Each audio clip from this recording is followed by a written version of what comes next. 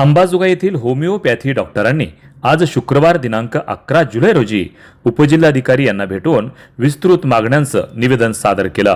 या निवेदनात प्रामुख्यानं होमिओपॅथिक डॉक्टरांना CCMP सुरू करून देण्यात यावी, राज्य सरकारनं 15 जुलैपासून हे रजिस्ट्रेशन सुरू केलं जाईल असं जाहीर केलं होतं।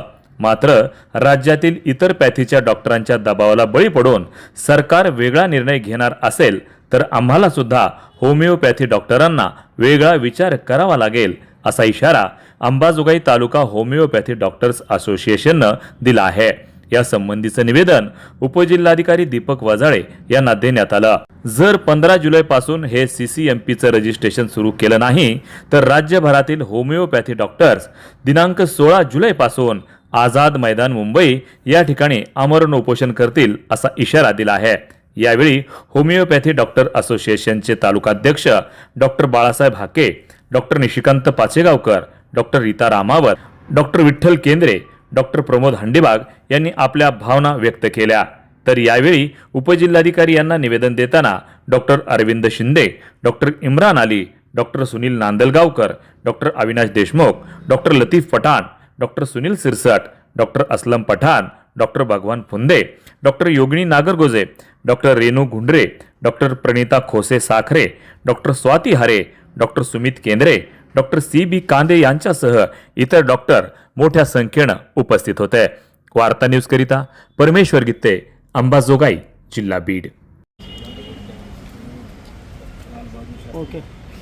आज अंबाजोगाई होमिओपॅथी डॉक्टर असोसिएशन तर्फे उपजिल्हाधिकारी कार्यालय येथे एक निवेदन देण्यात आलं आहे की त्याचा मुख्य महत्त्व असा आहे की राज्य सरकारने CCMP धारक जे होमिओपॅथी डॉक्टर्स आहेत त्यांचं जे रजिस्ट्रेशन होणार होतं 15 जुलैपासून, त्यासाठी जर कुठून दुसरे IMA सारख्या संघटना विरोध करत असतील तर त्याच्या संदर्भात जर ते रजिस्ट्रेशन थांबवलं सरकारने तर सर्व होमिओपॅथी डॉक्टर्स आझाद मैदान येथे आमरण उपोषणाला बसणार आहेत। हा इशारा देण्यासाठी आम्ही प्रत्येक तालुक्याला जिल्ह्याला आमचे निवेदन देत आहोत। तरी विधिमंडळ आणि महाराष्ट्र राज्याने जे आरोग्य क्षेत्रामध्ये जे होमिओपॅथीचे डॉक्टर्स काम करतात त्यांच्यासाठी काही केलेला फार मोठा बदल आहे, जेणेकरून 60,000 होमिओपॅथी डॉक्टरांचं आयुष्य भविष्यामध्ये सिक्युअर होणार आहे। आणि या कायद्यासंदर्भात जर कोणी विरोध करत असेल तर आम्ही आमच्या ताकदीने पुढचं आझाद मैदानावर आमरण उपोषणाला उतरू शकतो। शासनानं असा काय बदल केला की जे की आपल्या डॉक्टरांना म्हणजे रस्त्यावर उतरावं लागलं, शासनाला निवेदन द्यावं लागलं? शासनाने आम्हाला सपोर्ट केलेला आहे, तो निर्णय आम्हाला सर्वांना स्वागतार्ह आहे।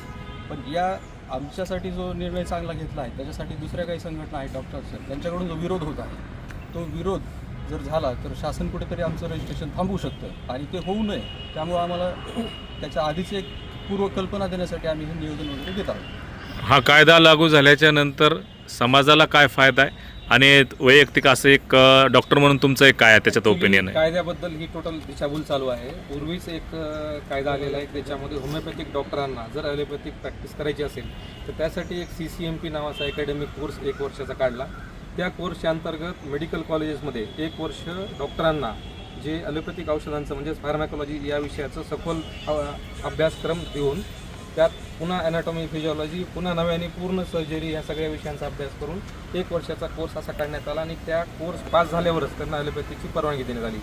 पण ॲलोपॅथिक प्रॅक्टिस करू नये यासाठी IMAच्या लोकांनी त्यावेळेस सुद्धा कडाडून विरोध केला आणि सुप्रीम कोर्टापर्यंत ते लोक गेले की होमिओपॅथिक डॉक्टरांना ॲलोपॅथीची परवानगी देण्यात येऊ नये। पण सुप्रीम कोर्टाने सुद्धा आणि सरकारने सुद्धा त्यांची बाजू भक्कम मांडून धरली की बाबा दुर्गम भागामध्ये जर ॲलोपॅथी द्यायची गरज पडली एखाद्या पेशंटला आणि जर ते डॉक्टर क्वालिफाईड असतील तर त्यांना त्या विषयाचं नॉलेज असेल तर ते देऊ शकतात। या धर्तीवर तो CCMP कोर्स काढला आणि राहिला प्रश्न या डॉक्टरांच्या नोंदणीचा, आणि तो फक्त आत्ता नव्याने आत्ता जे रूल आला आहे की त्याच्यामध्ये जे लोक CCMP कोर्स पास झालेले आहेत त्या डॉक्टरांसाठी त्या NMC हा जो नियंत्रण करणारी बॉडी आहे स्टेटमध्ये त्याच्यामध्ये ह्यांचं नोंदणी करावी, जेणेकरून ॲलोपॅथिक प्रॅक्टिस कोण कोण करायला ते कोण क्वालिफाईड आहेत त्यांची फक्त एक नोंदणी वेगळ्या पोर्टलवर असावी। हा फक्त मुद्दा आहे आणि टोटल दिशाभूल आहे की ह्याच्यामध्ये हे डॉक्टर येऊ नये, आमच्यामध्ये हे येऊ नये, म्हणजे हा काही जसं की एखादा रिझर्वेशनचा किंवा आरक्षणचा विषय आहे, हा पूर्ण दिशाभूल आणि भरकटण्याचा विषय।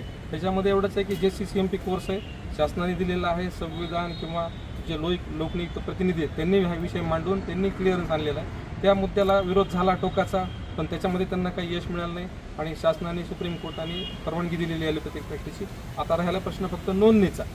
ही नोंदणी NMC खाली वेगळ्या पोर्टल खाली होणार आहे हे शासनाने क्लिअर कट सांगितलेलं आहे. पण विनाकारण जनतेची किंवा दिशाभूल किंवा एक प्रकारचं असंतोष किंवा एक दुरी निर्माण करायचा सुद्धा हा प्रयत्न असू शकतो. त्याच्यामध्ये सर्व डॉक्टर आहेत असं नाही सांगत मी, पण ह्याच्यामध्ये काही डॉक्टर्स लोक विनाकारण त्यांचं वर्चस्व किंवा अस्तित्व दाखवण्यासाठी नक्कीच समाजाची किंवा जनतेची दिशाभूल करतायत.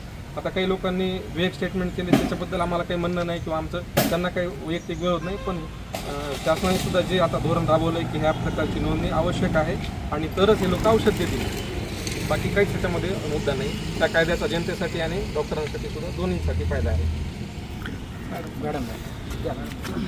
राज्य शासनाने हा जो निर्णय घेतला आहे CCMP धारकांना MMCमध्ये रजिस्ट्रेशन करण्यासाठी, तो आमच्यासाठी आनंददायक बातमीच आहे शासनाकडनं आणि शासनाचे आम्ही धन्यवादही म्हणतो. कारण 2014 पासूनचा हा लढा चालू आहे.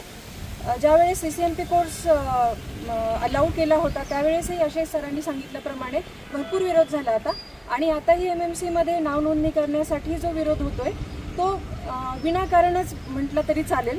कारण ही नोंदणी आज जरी नाही झाली तर पुढे भविष्यात होणारच आहे आणि आगामी वर्षामध्ये राज्य शासनाचे म्हणा किंवा गव्हर्नमेंटचे, सेंट्रल गव्हर्नमेंटचे म्हणा, ज्या काही आरोग्य व्यवस्था ज्या लोकांच्या हितासाठी आहे त्यांचं काहीतरी नियमावली काहीतरी बनवतील किंवा लोकांच्या आरोग्याच्या चांगल्या गोष्टीसाठी त्यांनी जे काही बदल करण्याचे काही निर्णय घेतले असतील तर त्यामध्ये हा एक निर्णय मोठा चांगला घेतलेला आहे शासनाने. आणि सध्या फक्त पॅथीमध्ये भांडण करण्यापेक्षा किंवा मी श्रेष्ठ दुसरी पॅथी कनिष्ठ असं काही म्हणण्यापेक्षा आणि लोकांमध्ये वेगळे काहीतरी विचार मांडण्यापेक्षा सगळ्यांनी मिळून जनतेचा कसा आरोग्य चांगले राहील, आरोग्य व्यवस्था आपली कशी राहील ह्याच्याकडे लक्ष दिलं तर चांगलं होईल. विचार करून एक हा निर्णय घेतलेला आहे की होमिओपॅथी डॉक्टर्सना CCMP हा ब्रिज कोर्स केल्यानंतर त्यांना थोडी ॲलोपॅथी प्रॅक्टिस करता येईल आवाख्यामध्ये. सरकारने ग्रामीण लोकांमध्ये जे आरोग्याच्या सुविधेला डॉक्टर्स उपलब्ध नाहीत त्यासाठी यांना कुठेतरी शासनामध्ये समायोजन करून राज्याने द्यायचा विचार केला आहे. तर IMA बांधवांना सांगू इच्छितो की त्यांनी विरोध करायचं काही कामच नाही आहे. एखादा शासनाचा निर्णय विचारपूर्वकच असतो किंवा एखादा विषय असेल कोणता पण त्याच्याबद्दल शासनाने विचारपूर्वक निर्णय घेतला, त्याच्यामुळे त्यांनी विरोध करायची गरज नाही. आणि राहिला प्रश्न MBBS असो, होमिओपॅथी असो, BDS असो किंवा युनानी असो किंवा फिजिओथेरपी असो, या सर्वांसाठी जी युनिव्हर्सिटी आहे ती 1999 पासून MUHS नाशिक या अंतर्गतच सगळ्यांचे ॲडमिशन्स किंवा एक्झाम होतात आणि सर्वांना एकच सिलेबस आहे. ॲनाटॉमी, फिजिओलॉजी, पॅथॉलॉजी, सर्जरी, यानंतर सगळे गायनॅक, ऑप्टिक्स, सगळे ऑप्थॅल्मॉलॉजी, सगळे विषय त्यांना सारखेच आहेत. फक्त आणि फक्त ज्या प्रकारची औषधं बनवणार आहेत आपण आणि किंवा देणार आहे, जसं होमिओपॅथीमध्ये होमिओपॅथिक औषध आहे, ॲलोपॅथीमध्ये फार्माकोलॉजीच्या अंतर्गत ॲलोपॅथिक औषध आहे, हाच फक्त विषयाचा डिफरन्स आहे. बाकी रोगनिदान व उपचार याच्यामध्ये कुठलीही पॅथी कमी किंवा कुणालाही कमी लेखण्याचा कुठलाही हा विषय नाही. फक्त सरकारच्या विरोधामध्ये एक प्रकारचा असंतोष निर्माण करायचा आणि कशा पद्धतीने दुप्पळी माजवता येईल एवढाच हा याच्यामध्ये विषय, बाकी कुठलाही नाही.